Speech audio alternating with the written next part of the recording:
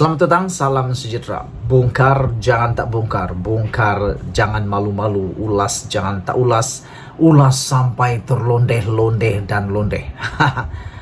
Hari ini isu yang paling berani, paling hangat di seluruh Malaysia apabila seorang ahli daripada Parti Bersatu, pimpinan tinggi Bersatu mengatakan bahawa Zahid jadi perosak kestabilan negara. Itu yang dikatakan oleh Wan Saiful Wan Jan. Dia mengatakan Zahid sepatutnya sudah berundur, letak jawatan dan bersara. Sebelum kita teruskan isu paling hot ini, keberanian Wan Saiful ini mengatakan Zahid punca kerosakan kestabilan negara. Sila tinggalkan komen kamu terlebih dahulu. Apa pendapat kamu tentang isu dan pendedahan Wan Saiful Wan Jan ini? Siapa sebenarnya perusak ketidakstabilan politik Malaysia? Baru beberapa menit yang lepas aku pergi kedai runcit membeli telur. Penjual kedai runcit itu kata harga barang sekarang makin hari makin naik. Dia kata kan bagus kalau dulu dasar pertanian yang pernah diusulkan oleh Perdana Menteri kita sebelum ini yaitu Paklah, yaitu Tun Abdul Ahmad Badwawi, yaitu untuk memperkasakan pertanian diteruskan. Sekiranya itu diteruskan menurut pekedai ini, Malaysia pasti tidak mengalami masalah kekurangan makanan, kekurangan bahan untuk makanan ayam dan penelur dan sebagainya. Dan beliau juga mengatakan pekedai-kedai ini, dia juga katakan kenapa kita banyak kelapa sawit, minyak pula tiada. Dia mengatakan kenapa tidak packing saja minyak itu di Malaysia. Aku pun terkedu juga, tak dapat jawab apa-apa, aku hanya dapat mengangguk dan setuju. Beliau kata mungkin semua hal ini berasal daripada masalah daripada Tun Mahathir. Katanya, aku juga terkedu dan terhairan. Macam mana kaitannya dengan Tun Mahathir? Tak tahulah.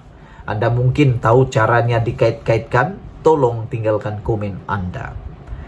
Hari ini, Wan Saiful Wan Jan secara terang-terangannya dan begitu berani sekali mengatakan dalam segala perosak ketidakstabilan negara adalah Zahid Hamidi dan dia perlu letak jawatan, kata Wan Saiful. Wah, beraninya dia. Datuk Seri Ahmad Zahid Hamidi menurut Wan Saiful Wan Jan sepatutnya berundur dan perlu mencermin dirinya yang selama ini menjadi perosak kestabilan negara, kata Ketua Penerangan Bersatu Wan Saiful Wan Jan. Wan Saiful juga membidas Presiden UMNO itu sedang berdepan puluhan pertuduhan kes mahkamah supaya sedar diri kerana punca negara tidak stabil adalah disebabkan sikap mementingkan diri dan rakus untuk berkuasa. Itu menurut Wan Saiful Wan Jan. Dan beliau merujuk kepada Zahid dan juga Najib. Ada sesiapa yang boleh bagi tahu apa jasa Zahid kepada negara? Kata Wan Saiful Wan Jan. Kalau kamu rasa ada, tolong tinggalkan komen kamu. Ada sesiapa boleh ingat apa legasi Zahid? Kata Wan Saiful. Zahid ini faedahnya apa? Katanya dalam satu kenyataan hari ini. Wan Saiful juga mempersoalkan jasa Zahid selain hanya tahu mahu menjatuhkan kerajaan dengan membangkitkan krisis politik sebelum ini apabila menjadi dalang serta pencatur utama untuk memaksa mantan Perdana Menteri Tan Sri Muhyiddin Yassin berundur pada ketika rakyat sedang berdepan kesulitan. Yang aku nak tahu sekarang bukan saja tentang pasal Muhyiddin Yassin dipaksa berundur yang telah didedahkan oleh Wan Saiful ini, mengatakan bahawa menjadi dalang pencatur utama menjatuhkan Muhyiddin itu adalah Zahid. Aku nak tahu juga siapa dalang utama yang menjatuhkan kerajaan Pakatan Harapan dahulu. Siapa? Tolong bagi tahu, adakah benar semuanya diletakkan pada bahu Azmin Ali yang telah keluar daripada parti PKR, ataupun ada orang-orang lain juga yang harus dipertanggungjawabkan? Semasa Muhyiddin bergelembung menyelesaikan masalah rakyat, ada sesiapa ingat apa yang Zahid buat untuk faedah rakyat? Kata Wan Saiful lagi. Jadi, apa sebenarnya faedah wujudnya manusia bernama Zahid dalam senario politik Malaysia hari ini? Yang paling jelas, Zahidlah dalang di sebalik ketidakstabilan politik negara, kata Wan Saiful Wanjan.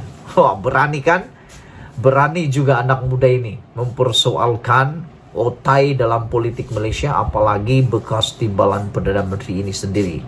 Berani dia mengatakan bahwa apa sebenarnya faedah wujudnya manusia bernama Zahid dalam senario politik Malaysia hari ini. Wow, ini pada pendapat saya sangat pedas. Kenyataan yang pedas, karena dia tambah lagi yang paling jelas Zahidlah dalam di sebalik ketidakstabilan politik negara, katanya. Zahid dalang di sebalik 15 ahli parlimen MP UMNO mengkhianati kerajaan sendiri, kata Wan Saiful Wanjan.